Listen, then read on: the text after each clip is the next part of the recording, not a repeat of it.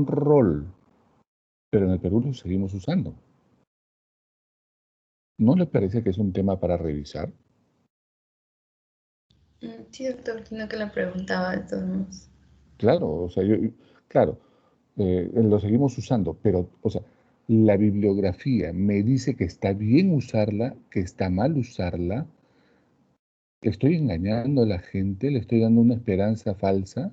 O sea, ¿por qué la bibliografía me dice esto? ¿No le parece un planteamiento válido para responder?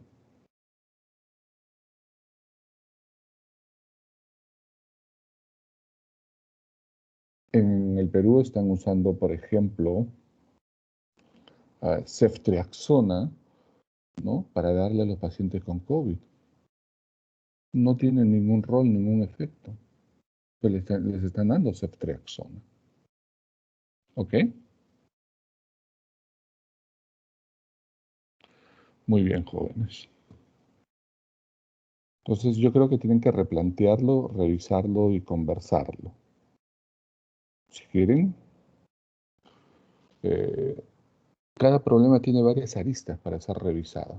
Y el trabajo, y el estudiante, y el docente, tenemos que plantearnos varias hipótesis de trabajo. Si no, pues es lo más cómodo decir, no, esto sí, esto no. Bueno, avanzamos con el tema de hoy, ¿les parece?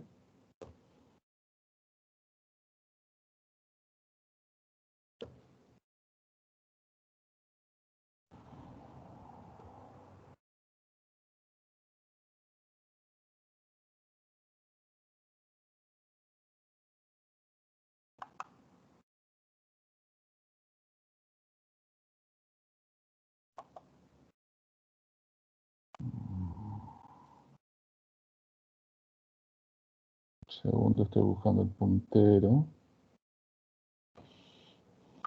Un ratito. Ah, caramba. Ya.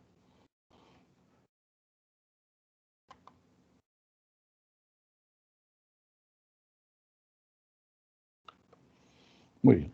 El tema a revisar hoy día es la isquemia miocárdica. Y la isquemia miocárdica se produce porque las arterias que son así limpiecitas cuando nacemos, por nuestros hábitos higiénico-dietéticos y por nuestro modo de vida, va acumulándose grasa en las arterias, que aparece primero lo que se llama estría grasa. Estudios en humanos han demostrado que las estrías grasas comienzan a acumularse tan precozmente como en la adolescencia. Esto determinado en estudios de anatomía patológica. Y entonces el problema comienza desde la infancia. Pero cuando llegamos a los 40 años, aunque he visto infartos en gente de veintitantos, que es lo menos habitual, ocurre esto, hay un pequeño acúmulo de grasa y esto se rompe, se fractura y se produce el infarto de miocardio en gente de 40 años, generalmente con una arteria única afectada. Conforme pasan los años, hacia la década de los 60, 70, 80, cuando la persona ya, además de los hábitos dietéticos, es hipertenso, diabético, dislipidemio, gordito, ácido úrico, pero es buena gente, sus arterias están así obstruidas o ocluidas casi totalmente. Cuando se ocluyen totalmente se produce el famoso infarto de miocardio. Cuando se ocluyen parcialmente y dan un desbalance en el aporte de oxígeno hacia los tejidos, se producirá la angina de pecho. Muy bien. Y lógicamente habrá un desbalance aporte-demanda de oxígeno porque no pasará pues la sangre suficiente para cubrir las demandas metabólicas del corazón.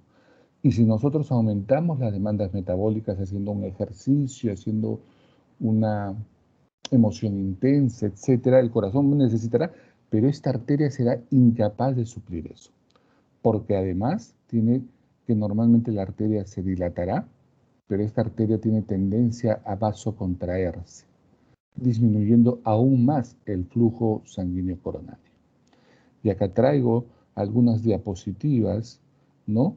Fundamentalmente esta que está acá en el centro. Miren cómo acá Se ha perdido la continuidad en este sector, no continúa la línea negra gruesita como es acá o como es acá. Esta es la arteria coronaria izquierda y acá está obstruida la sangre.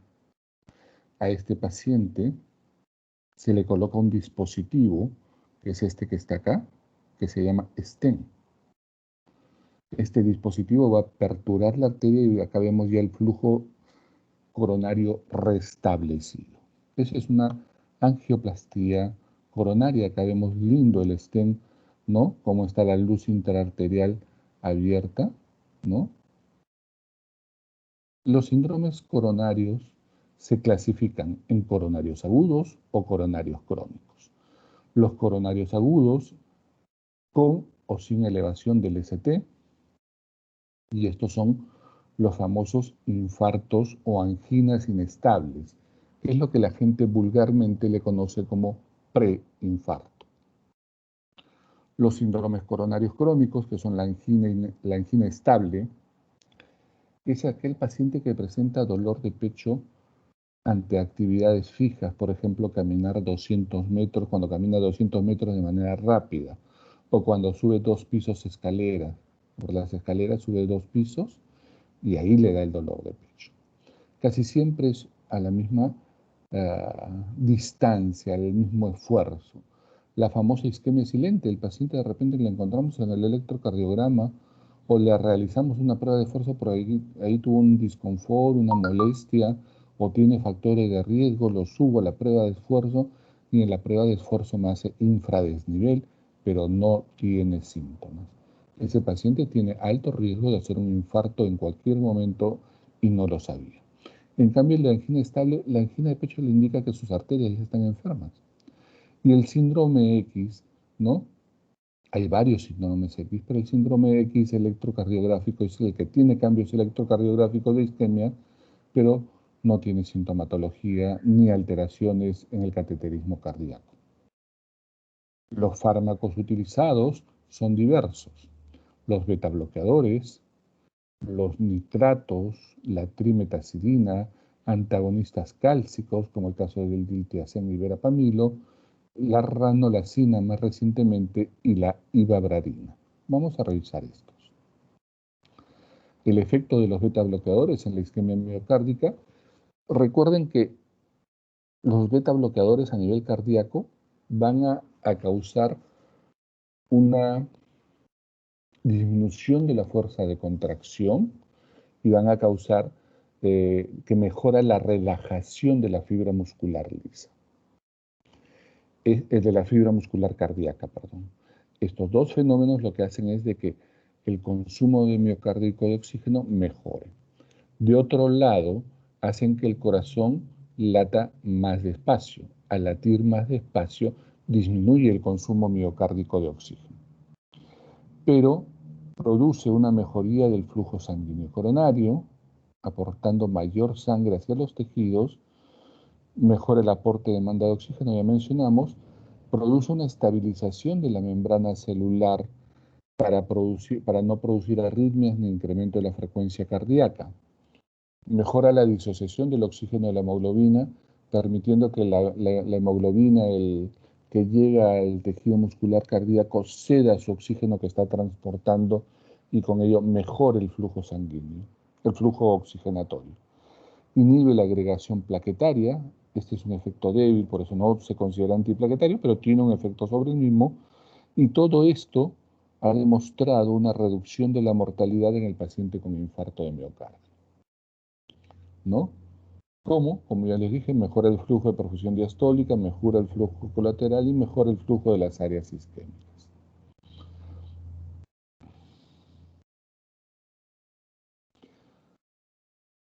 Sobre los beta bloqueadores no vamos a mencionar ligeramente que hay que considerar, por ejemplo, el metoprolol, el carvedilol, el bisoprolol, el nebivolol.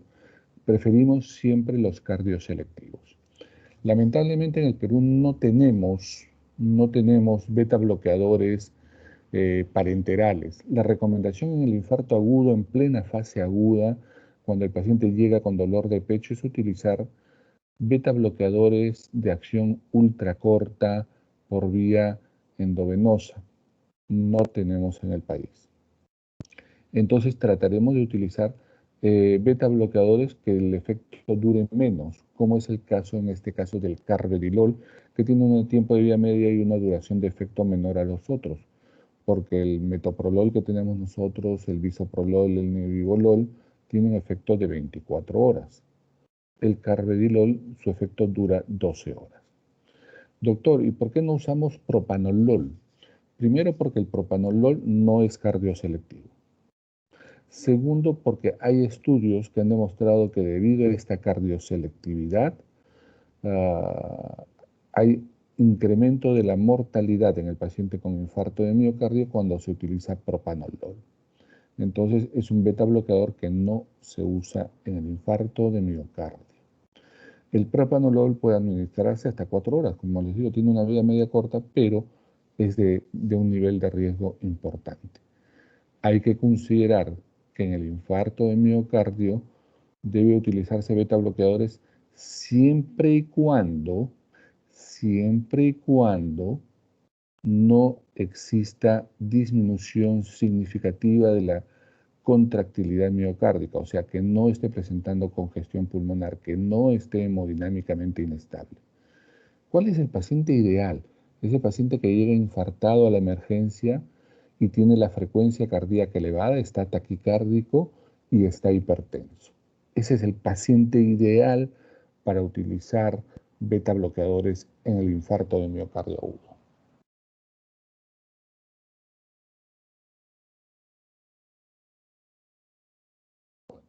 Los calcioantagonistas, no he puesto título en las diapositivas. Los calcioantagonistas tenemos fundamentalmente dos grupos: los dihidropiridínicos y los no dihidropiridínicos. Los dihidropiridínicos son vasodilatadores potentes, mejoran el flujo coronario y está descrito que tienen un efecto antianginoso.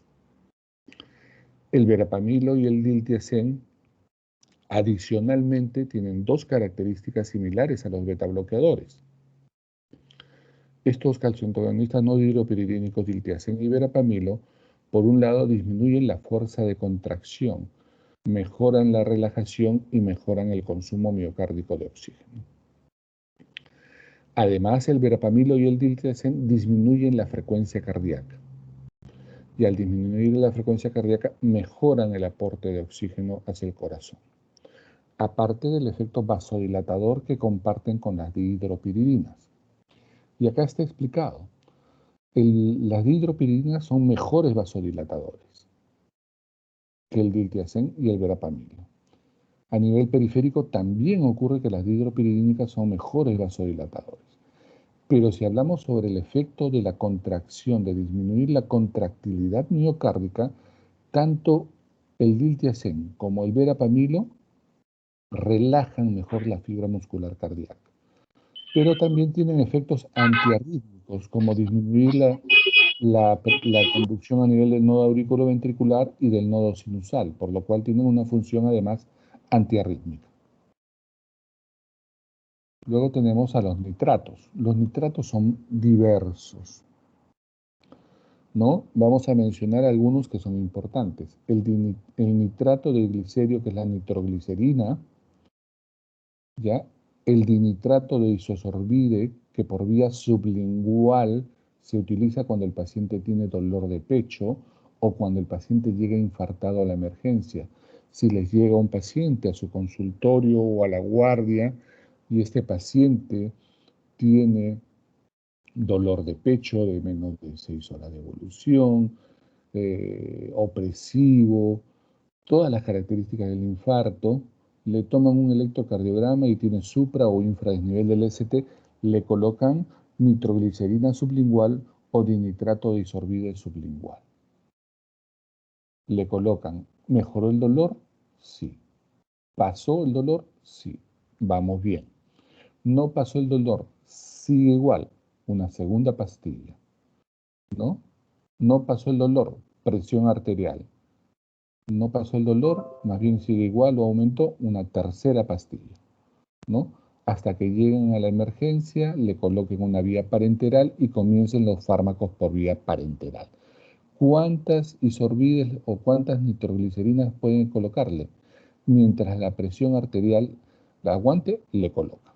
Los demás son de uso para de manera crónica, el mononitrato de isosorbide, ¿no? Los trinitratos de glicerol, el tetranitrato de glicerio, de nitroglicerina que hay en el mercado. ¿Cómo actúan los nitratos? Los nitratos pasan al intracelular de la fibra muscular lisa, vascular.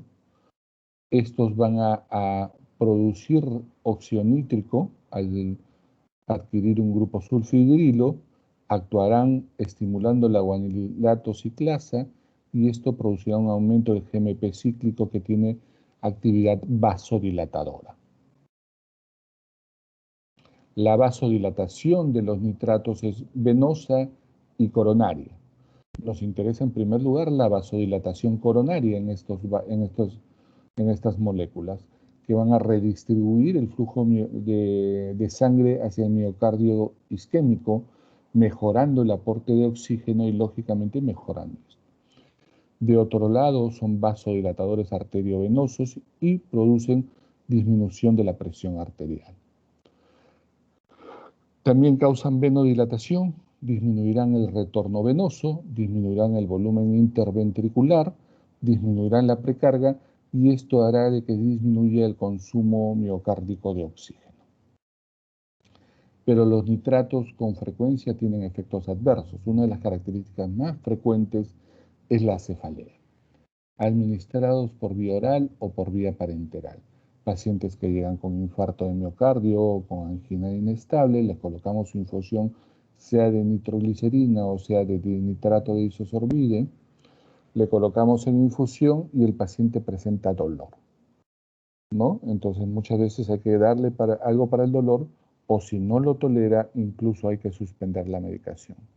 Problema de los nitratos causa hipotensión ortostática. Ya les expliqué qué cosa es la hipotensión ortostática en la sesión anterior.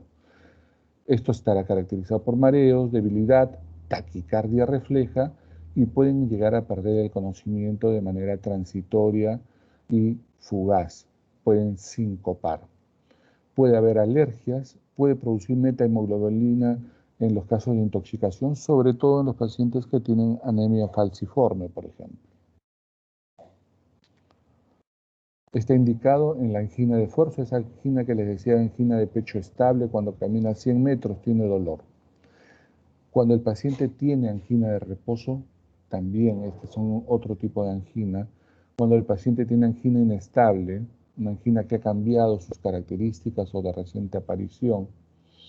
Cuando el paciente tiene insuficiencia cardíaca asociada a angina de pecho o tiene congestión pulmonar, se ha retenido, ha aumentado la presión en el capilar pulmonar, ha aumentado la cantidad de flujo sanguíneo hacia los pulmones y estos se congestionan, se edematizan y van a impedir la oxigenación adecuada. En el infarto de miocardio, ya fundamentalmente en el infarto de miocardio del ventrículo izquierdo. El ventrículo derecho maneja otras características, tiene menos músculo y ese responde fundamentalmente a volumen. En cambio, en el ventrículo izquierdo funciona muy bien. En las crisis hipertensivas con dolor de pecho, cuando el paciente tiene hipertensión y tiene dolor de pecho, con o sin enfermedad coronaria, pero hay dolor anginoso. Estas anginas hipertensivas o estas anginas por cardiopatía isquémica asociadas a hipertensión arterial responden bien a los nitratos. El control rápido de la hipertensión pulmonar también nos ayuda. ¿Cuándo no usar estos fármacos? Cuando el paciente llega y le preguntamos, señor, ¿qué está haciendo? Sí. Y el otro día un señor llegó a la emergencia, cuando ya estaba solo conmigo, antes de comenzar el tratamiento, me dice que había estado con una pareja que no era su esposa, mucho más joven que él, y para mejorar su rendimiento en el campo amatorio, había tomado los inhibidores de la 5-fosfodiesterasa, el famoso Viagra, la pastillita azul le llaman ellos. doctor, tomé la pastillita azul. Cuando tomó la pastillita azul, no se debe usar nitratos. Nunca, jamás. Imposible. Porque el paciente corre alto riesgo de morirse por hipotensión refractaria importante y acentuación, por lo tanto, de la isquemia miocárdica. ¿Correcto? Debe utilizarse con precaución, por eso hay que controlar la presión arterial. Cuando la presión menos de 90 milímetros de mercurio no debe usarse. Y si el paciente ha tenido un infarto reciente, debe estar indicado por un médico. Otras contraindicaciones cuando el paciente tiene anemia, aumento de la presión intracraneal o alergias. Bueno, las alergias es con cualquier droga, pero si el paciente nunca ha usado, no sabe si la tiene. La anemia severa, ¿por qué? Porque el problema en la anemia severa no es el flujo de la sangre hacia el corazón. El problema de la anemia es la hemoglobina baja que no transportará oxígeno suficiente. Recuerdo mucho, un día me llaman de la clínica, me llamó una colega, ¿ya? Y su paciente le estaban transfundiendo fierro por una anemia que ella tenía de manera crónica.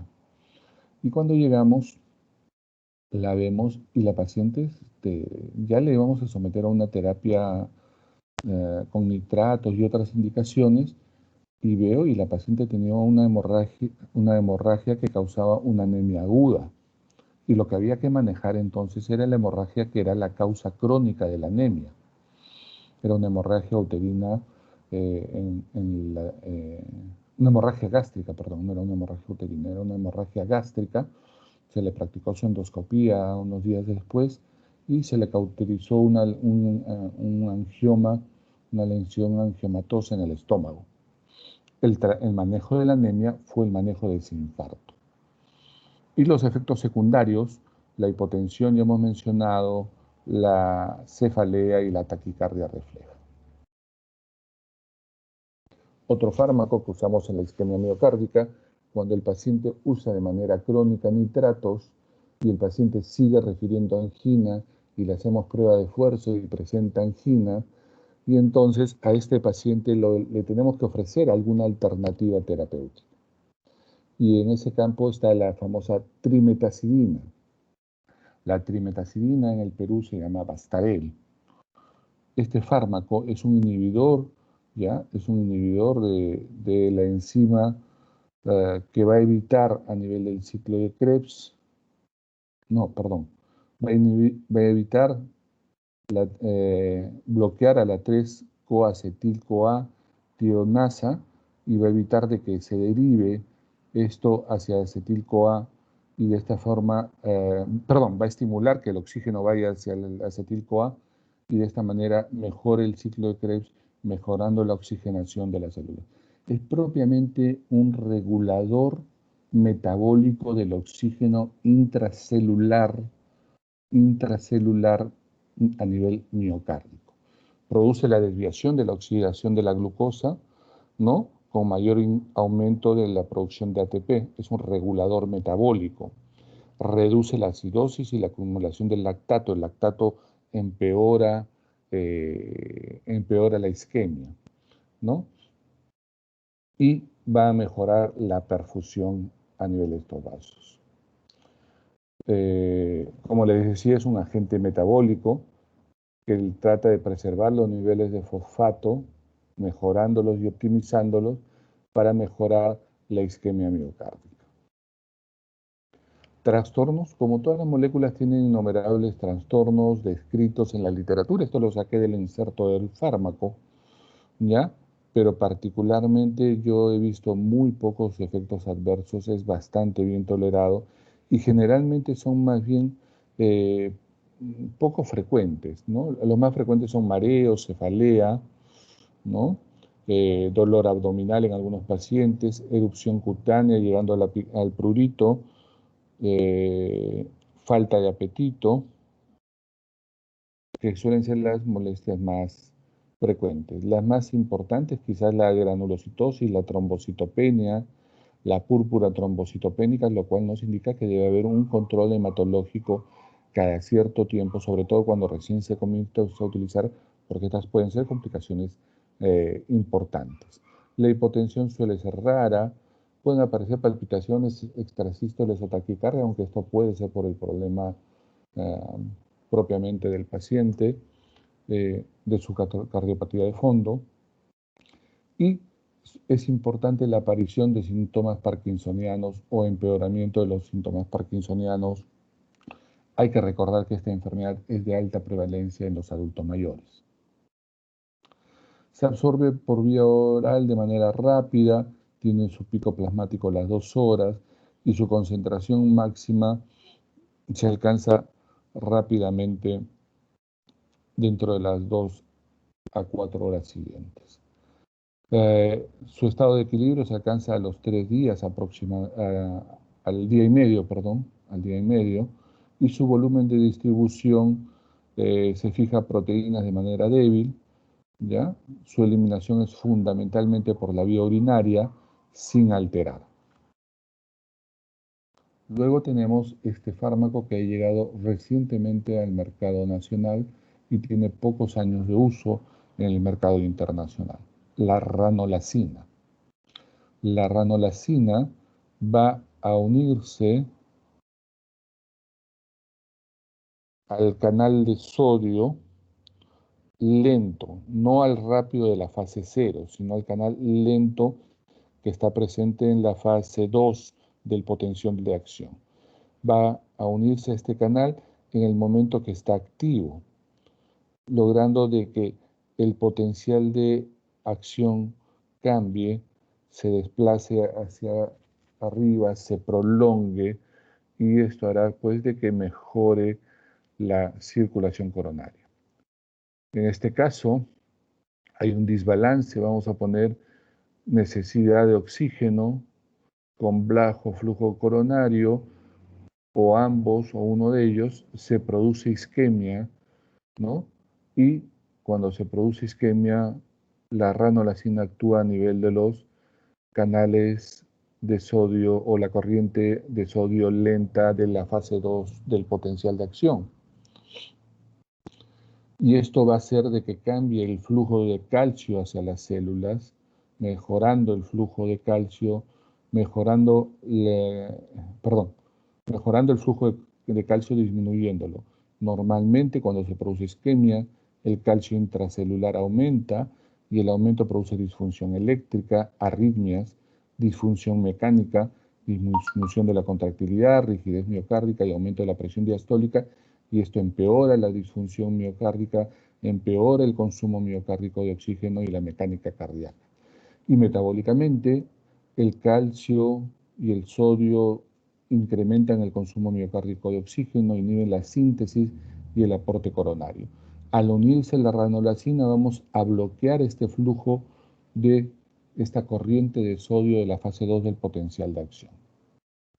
Contraindicado en la insuficiencia renal grave, y grave lo vamos a considerar un clearance de creatinina menor de 30. Insuficiencia hepática de grado moderado o severo, porque se metaboliza a nivel de la citocromo 3 a 4 y tiene por lo tanto interacciones importantes con los antimicóticos, con los inhibidores de la proteasa, del VIH, con antibióticos como la claritromicina.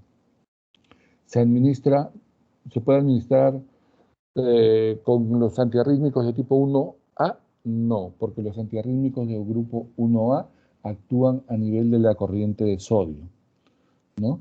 Y los antiarrítmicos del grupo 3, si bien es cierto, no tienen su actividad principal sobre los canales de sodio, pero prolongan el QT. ¿Y por qué es importante esto? Porque la trimetacina altera el QT. El QT, aunque en fisiología tengo entendido que ya no hacen la parte de electrocardiografía, es un segmento del electrocardiograma que está desde el inicio de la onda Q hasta la finalización de la onda T. Y esto va a ser responsable de la repolarización de la célula. Al alterarse y prolongarse el QT, aumenta el riesgo de taquicardia ventricular y fibrilación ventricular. Estas dos son arritmias potencialmente malignas. La ranolacina bloquea la corriente de potasio, prolongando el QT de manera dependiente de la dosis. A mayor dosis, mayor riesgo de QT, lo que involucra que el paciente que usa ranolacina debe controlarse un electrocardiograma para ver que el QT corregido esté prolongado, ¿ya? Entonces, hay que tener cuidado con los pacientes que tienen síndrome de QT largo congénito o que tienen uso de antiarrítmicos que puedan prolongar el QT y, por lo tanto, aumentar el riesgo de arritmias ventriculares complejas que pueden ser fatales. Muy bien.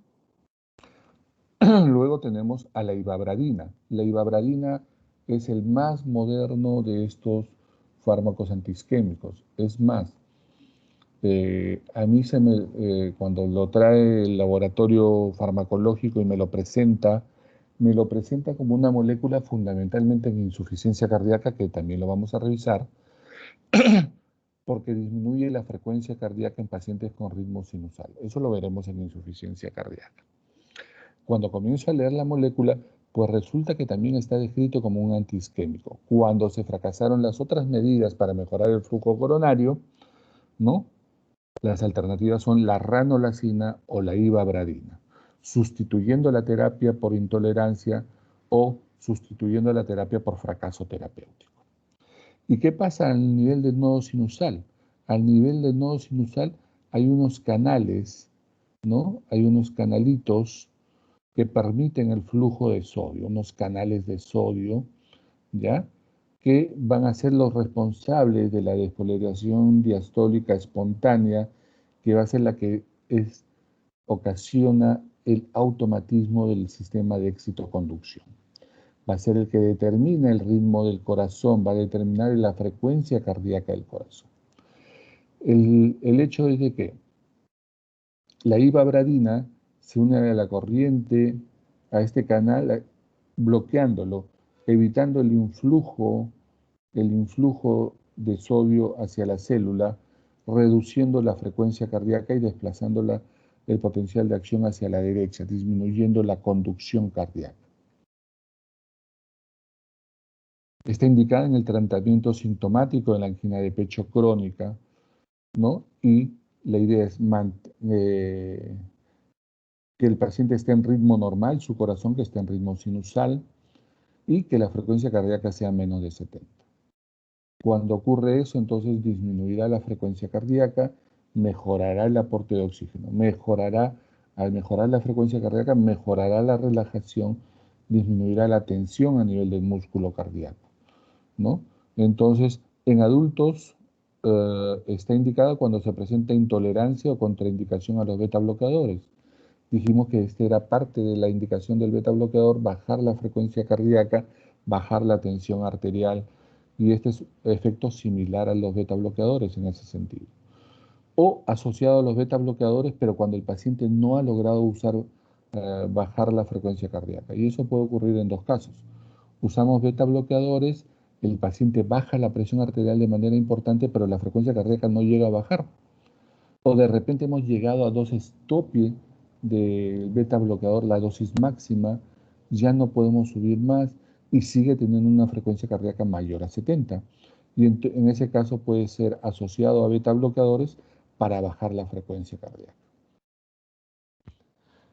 Bueno, acá tenemos un cuadro de las principales indicaciones esto es de la guía americana de isquemia miocárdica, ¿no? En las que el tratamiento de primera línea, de primera elección en el paciente anginoso son los beta bloqueadores o los calcio antagonistas. Debe ser preferentemente, porque normalmente utilizar beta bloqueadores y calcio antagonistas deprimen la actividad cardíaca y bajan demasiado la frecuencia cardíaca muchas veces. Entonces, beta bloqueadores o antagonistas de los canales de calcio, ¿no? De preferencia diltiazem o verapamilo, siempre y cuando la función cardíaca esté preservada, la función de contracción del ventrículo izquierdo esté preservada. La indicación 1 significa de que el beneficio está demostrado. Los estudios hablan de un claro beneficio y el nivel de evidencia A es el nivel más alto de la evidencia. Hay estudios ah, de la más alta calidad, que se vendrían a ser los metaanálisis, ¿no? La segunda línea de tratamiento recomendada son los nitratos, sobre todo de acción prolongada, o cuando el paciente no tolera betabloqueadores, la ivabradina, ¿no? O, en todo caso, la ranolacina. La indicación es 2A.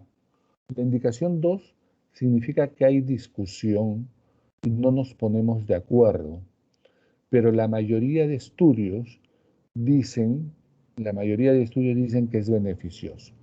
Por ahí habrá alguno que otro estudio o algún comentario divergente al respecto, pero son los menos. Y el nivel de evidencia B, o sea, no tiene estudios tan contundentes como un estudio multicéntrico o un estudio randomizado, doble ciego, prospectivo, etc. La segunda línea del tratamiento también puede ser la trimetazidina, puede considerarse en adición a los nitratos, a los beta bloqueadores o independientemente de ellos, con una indicación 2B. Acá sí, más bien la mayoría de estudios dicen que puede no ser tan conveniente. Pero si el paciente persiste con sintomatología, tenemos que hacer algo por aliviarlo. Por eso se coloca como una indicación 2B. Cuando el paciente tiene comorbilidades o ha presentado tolerancia a los medicamentos indicados, ¿no? Terapias de segunda línea elegidas para el paciente, como pasarán a ser como de primera línea. Pasarán a ser como de primera línea. Los pacientes asintomáticos, ¿no? Que tienen grandes áreas de isquemia mayores al 10%, ¿no? Considerar el uso de beta bloqueadores, ¿no? Y cuando la angina es vasoespástica, o sea, no hay acúmulo de grasa, algunas personas tienen lo que se llama la angina vasoespástica de Prinzmetal, significa de que va a presentar espasmo de la arteria coronaria, en algunos asociados a ejercicio, al consumo de bebidas heladas, por ejemplo, ¿no? Los medicamentos de elección son los calcio antagonistas en primer lugar, los beta bloqueadores en segundo lugar y los nitratos en tercer lugar. Se prefiere, se considera y se debe iniciar por calcio antagonistas o beta bloqueadores. Y estos tienen una indicación de tipo 2A. Bien, jóvenes. ¿Alguna pregunta? ¿Alguna pregunta sobre el tema que acabamos de discutir, que acabamos de presentar?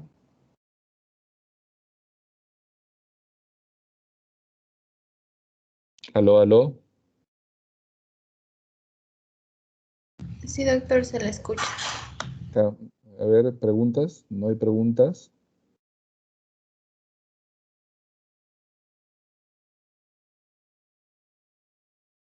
Para su práctica clínica, para lo primero que van a hacer su internado, deben ustedes conocer bien al nitrato, al dinitrato de isosorbide por vía sublingual y deben conocer bien a la nitroglicerina por vía sublingual. Si les llega un paciente con dolor de pecho, se le coloca debajo de la lengua, siempre y cuando la presión arterial sistólica sea superior a 90 y no haya usado el famoso Viagra en las últimas 24 horas. El paciente tiene dolor de pecho sugestivo de isquemia miocárdica en su casa, colóquenle el isorbide, tómenle la presión y colóquenle el isorbide. Lo tienen en su consultorio privado, le colocan isorbide, no le pasa a la emergencia. ¿Ok? ¿Alguna pregunta?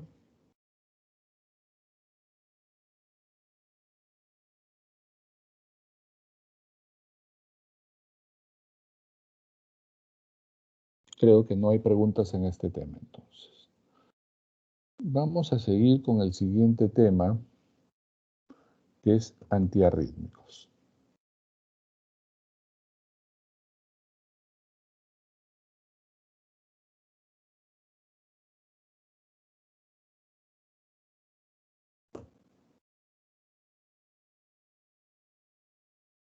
Uy, casi me da un infarto. Ya, pensé que no estaba. Proyecta la nueva diapositiva, jóvenes.